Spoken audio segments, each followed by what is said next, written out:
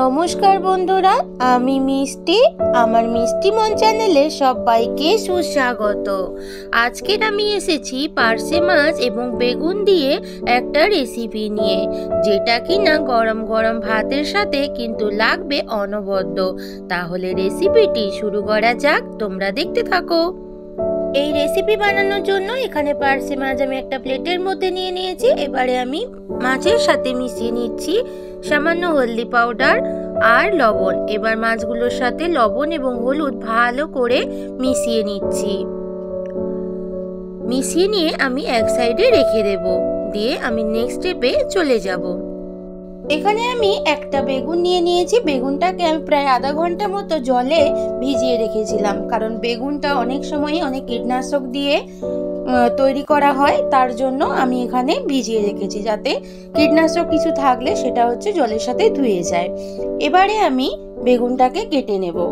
আমি এখানে একটা বেগুন নিয়েছি এবং এই বেগুনটাকে আমি লম্বা লম্বা করে কেটে নেব, যেটা আমার রেসিপিতে লাগবে।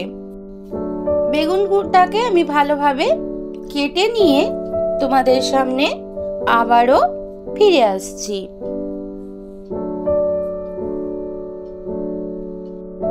গ্যাসের মধ্যে কড়াই বসিয়ে দিয়ে বেশ কিছুটা সর্ষের তেল এখানে দিয়ে দিয়েছিলাম। সর্ষের তেলটা এবার গরম হয়ে গেছে। এবারে আমি নুন হলুদ মাখানো পার্শে মাছগুলো তেলের মধ্যে দিয়ে ভালো করে ভেজে নেব।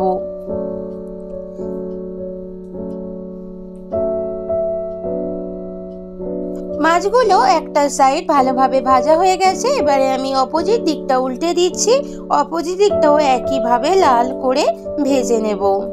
এমন একটা রেসিপি যদি গরম ভাতের সাথে পাওয়া যায় তাহলে কিন্তু কথাই নেই। মাছগুলো দুটো পিঠ কিন্তু ভালোভাবেই লাল লাল করে ভাজা হয়ে গেছে। এবারে আমি উঠিয়ে নেব।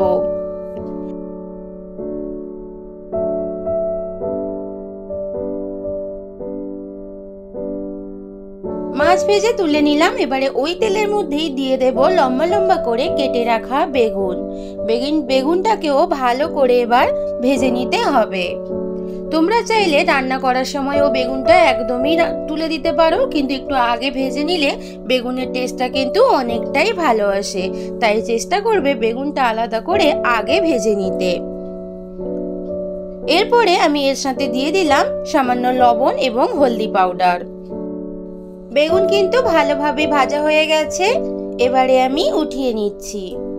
বেগুনটা কিন্তু খুব একটা কড়া করে ভাজবো না, মোটামুটি হালকা দুটো দিকে একটু লাল হয়ে গেলেই কিন্তু নামিয়ে নিতে হবে, তবেই কিন্তু রান্নার টেস্টটা ভালো লাগবে। কড়াইতে আবারও 2 চামচ মতো তেল দিয়ে দিলাম। তারপরে দিয়ে দিলাম 5 ফোড়ন। ফোড়নটাকে একটুখানি ভেজে নিতে হবে, ফোড়নটার একটা মিষ্টি স্মেল আসা অবধি। এরপরে এর মধ্যে দিয়ে দিলাম কুচনো পেঁয়াজ। কুচনো পেঁয়াজটাকেও ফোড়নের সাথে মিশিয়ে নিয়ে ভালোভাবে ভেজে নিতে হবে। পেঁয়াজটা ভালোভাবেই ভাজা হয়ে গেছে, দেখতেই পাচ্ছ কালারটা চেঞ্জ হয়ে গেছে। এবারে এখানে দিয়ে দিচ্ছি আদা, টমেটো, কাঁচা লঙ্কা, পেঁয়াজের পেস্ট। এবার ভালো করে পেস্টটা কষিয়ে নিতে হবে, যতক্ষণ না মশলার কাঁচা স্মেলটা চলে যায় ততক্ষণ অবধি ভালো করে কষিয়ে নেব বেশ টাইম নিয়ে। মশলাটা কিছুক্ষণ কষানোর পরে এখানে আমি দিয়ে দিচ্ছি হাফ টিস্পুন হলদি পাউডার, স্বাদ মতো লবণ, আর দিচ্ছি half teaspoon Kashmiri red chilli powder. যেহেতু আমি কাঁচা লঙ্কার পেস্ট দিচ্ছি তাই আমি লঙ্কা গুঁড়োটা ইউজ করলাম না। ঝালটা তোমাদের পছন্দ অনুযায়ী ইউজ করো, লঙ্কা গুঁড়ো দিতে চাইলে তোমরা দিতে পারো। এবার সব কিছু একটু ভালো করে মিশিয়ে নিচ্ছি।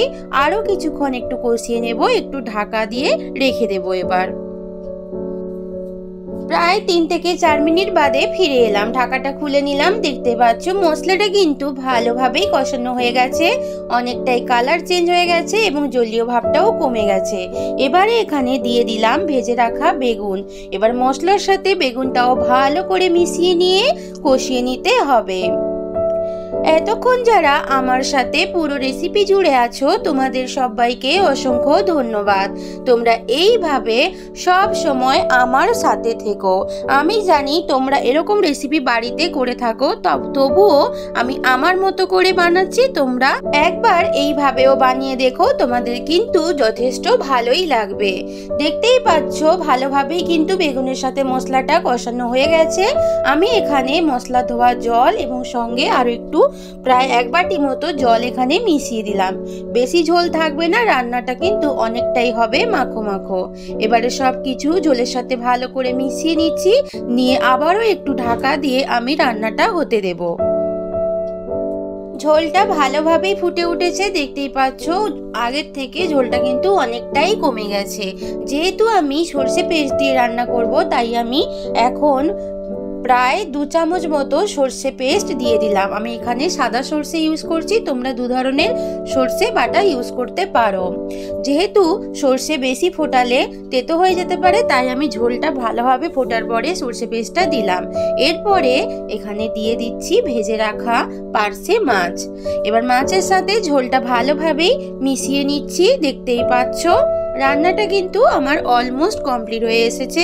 আর একটু ফুটে গেলেই কিন্তু রান্নাটা রেডি হয়ে যাবে। আমার আজকের এই রেসিপি যদি তোমাদের ভালো লাগে অবশ্যই একটা লাইক করো এবং কমেন্ট করে জানিও তোমাদের কেমন লাগলো। এবারে আমি এখানে দিয়ে দিলাম 2টো কাঁচা লঙ্কা এবং একটু ধনিয়া পাতা কুচি।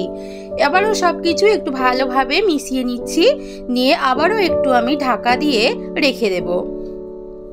2 মিনিট বাদে ফিরে এলাম, ঢাকাটা খুলে নিলাম। দেখতেই পাচ্ছ রান্নাটা কিন্তু অনেকটাই কমপ্লিট হয়ে গেছে, একদমই ঝোলটা কিন্তু মাখো মাখো হয়ে গেছে। এবারে আমি সবশেষে দিয়ে দেব একটু সর্ষের তেল, কারণ সর্ষে পেস্ট দিয়ে রেসিপিতে কিন্তু একটু কাঁচা সর্ষের তেল লাস্টে ছড়িয়ে দিলে রান্নার টেস্টটা কিন্তু অনেকটাই বেড়ে যায়। রান্নাটা আমার কমপ্লিট, এবারে ঢাকা দিয়ে 10 মিনিট স্ট্যান্ডিং টাইমে রেখে দেব।